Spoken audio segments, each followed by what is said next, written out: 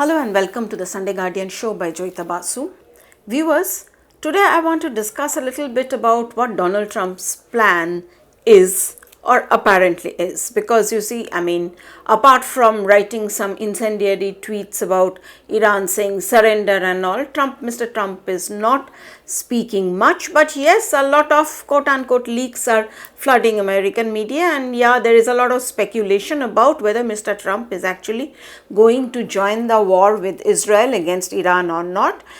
This has to be seen in the context of that Israel has been urging Mr. Trump, President Trump, to join the war with them and basically take out Iran's nuclear program for good. Now, the thing is that one thing that has to be remembered is that when Israel started planning this strike against Iran, the strike that took place last week, they had taken a few options into consideration. The number one being that whether they are going to go it alone.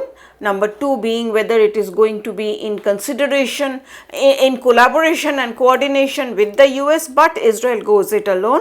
The third the third option was, I would say, that Israel and USA, they work together, and the fourth option was the US works on its own. So right now what we have been witnessing is that Israel is working in coordination with the US. Now the next step is, of course, whether the US also gets involved in the war and the two of them take it out. Now this has to be, there are two aspects of it.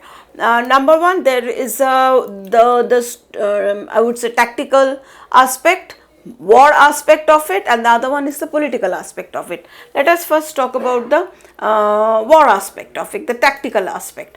Now you see, as it is gradually becoming clearer, now Israel has pretty successfully eliminated Iran's air defense. Anyway, Iran hardly has any air force. So what is happening right now is that they have free movement on Iran's skies, and they are going around pounding, dropping bombs and all. But Iran has a very huge inventory of ballistic missiles, and Israel till now has been able to take out only 30% of Israel's ballistic missile launchers. So so what happened, in fact, the day of the recording, what happened today was that one ballistic missile was, Iran has started targeting civilian targets in Israel, and because of which one hospital in Beersheba they took out. They have taken out the stock, they have hit the stock exchange. So that kind of thing is going on, and Israel is saying that, well, now we will go after the political leadership, but in the meanwhile, what the problem is, you see, there is one nuclear site called Fordow. It is like Fordow. It is in Qom, Qom, and it is inside the mountains. It is 300 feet deep inside the mountains, and there is no other bomb but what is known as GBU-57, the world's largest, most advanced, massive advanced penetrator bomb, which is GBU-57, that is Guided Bomb Unit 57. That is the only bomb weighing around 13,600 kilo. Now that has the ability to penetrate the mountains and reach that nuclear facility, which is 300 feet, as I said, down below. But the thing is, right now no other country except the US has that bomb, GBU-57. Now, and the other thing is that, you see, when this bomb has to operate, it can be used but can be kind of transported only by B-2 bombers. So if that facility has to be eliminated, and it has to be eliminated, because if that facility is left unscathed, what's going to happen is that Iran is going to revive its nuclear program very soon, and all this effort of Israel, everything is going to go in vain. So as a result of which, but only the US can do it. So that means tactically the US has to get involved in this war. Now, according to media reports in the US, Trump has apparently already signed the order to attack Iran's nuclear facility, this particular nuclear facility. In the meanwhile, what apparently has also happened is that 40,000 the American personnel, defense personnel spread all over the Middle East. It seems some of them have already taken back home. So the whole point is that what exactly is happening. Now, if Trump has, this is all, remember, it is in the realm of speculation. If Trump has signed that particular order saying that yes, we are going to attack Iran's nuclear facility, apparently, again according to media reports, he has not given the final nod. Although the order is signed, but it has not been issued as yet. That is because apparently Trump is still hoping that Iran will come back to the negotiating table and agree to dismantle its nuclear, whatever nuclear material, enriched material it has. But right now, Iran is not saying anything like that. Iran is not doing anything. He's still waiting, it is being said. The political aspect of it, so before I go into the political aspect, is there a possibility of Trump going in against Iran? Yes, it's very high. It is pretty high, I would say. In fact, a lot of people are waiting to see what happens over the weekend, whether Trump will actually go into Iran and whether that particular bomb will be dropped. Now, there is another media report that has come and said that, yes, his defense people have told him that yes, this bomb can destroy that Fordow nuclear facility, but Trump is not convinced. So, we don't know as yet. Now, the other thing is, you see the political part of it. Now, his own MAGA base, Make America Great Again, and the independents and all, there are certain very influential figures in that base. Now, that particular base, large part of it, I would say overwhelmingly large section of it is totally opposed to having a war, getting involved in a war, or rather getting involved in somebody else's war.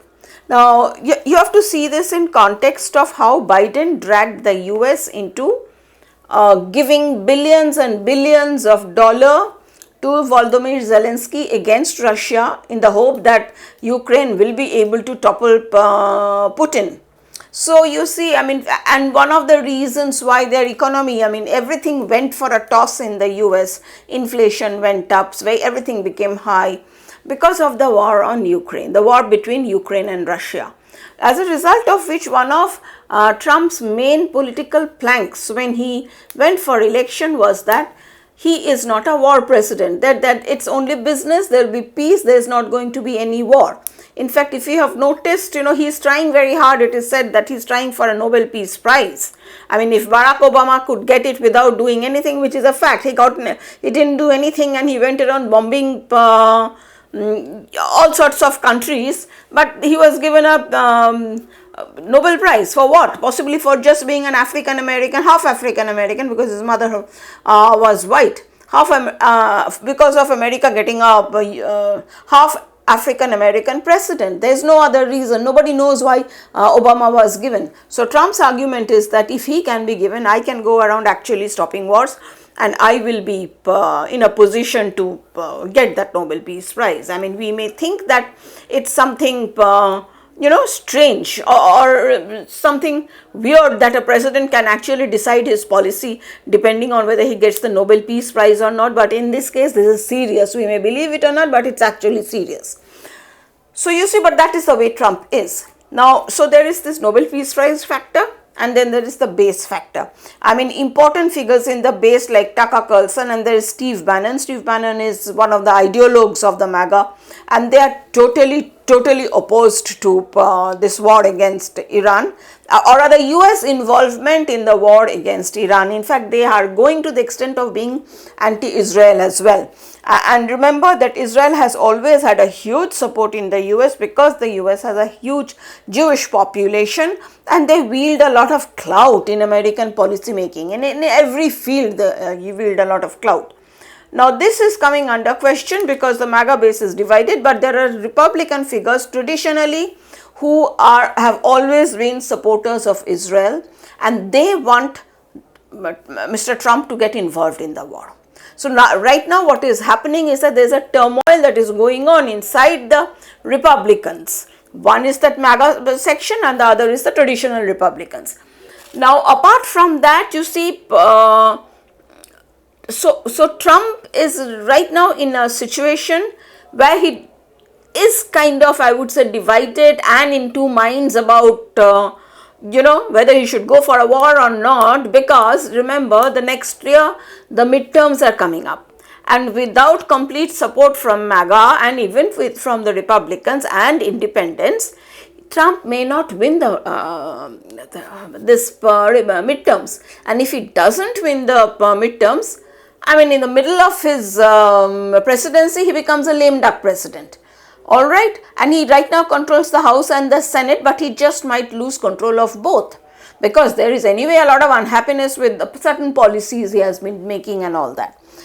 So Trump is in a, literally what we call horns of a dilemma. He is on the horns of a dilemma. He is kind of wondering what to do and constantly delaying, but at the same time a lot of pressure is coming from the Israelis, urging him to get involved.